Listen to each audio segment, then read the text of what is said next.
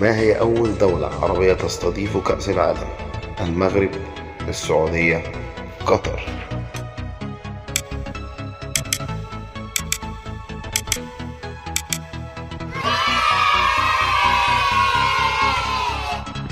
ما هي أول دولة تستضيف كأس العالم لأول مرة؟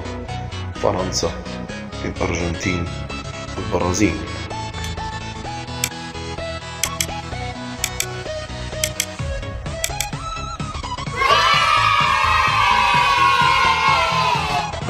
من هو اللاعب الفائز بالكرة الذهبية سنة 2003؟ باولو مالديني، رافين نيدفيد، تيري هنري.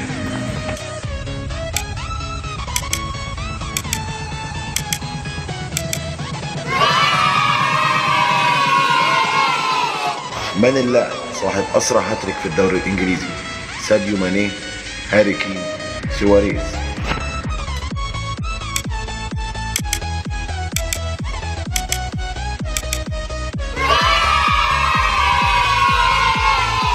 أين يوجد مقر الاتحاد الدولي لكرة القدم؟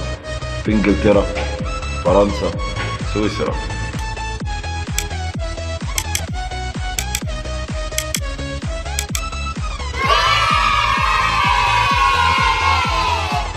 ما هو المنتخب الذي كان يلعب ضد الأرجنتين عندما أحرز مارادونا هدفه الشهير باليد؟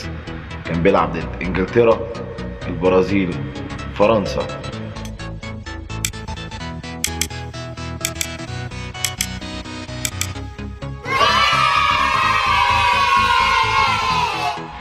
كم مرة حصلت البرازيل على كأس العالم؟ 4 مرات، 5 مرات، 6 مرات.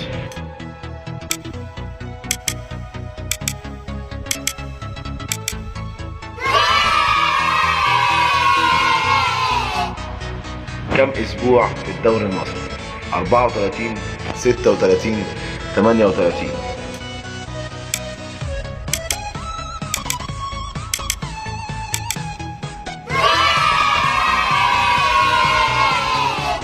من هو المنتخب المتوج بكأس العالم 2022؟ فرنسا، بلجيكا، الأرجنتين.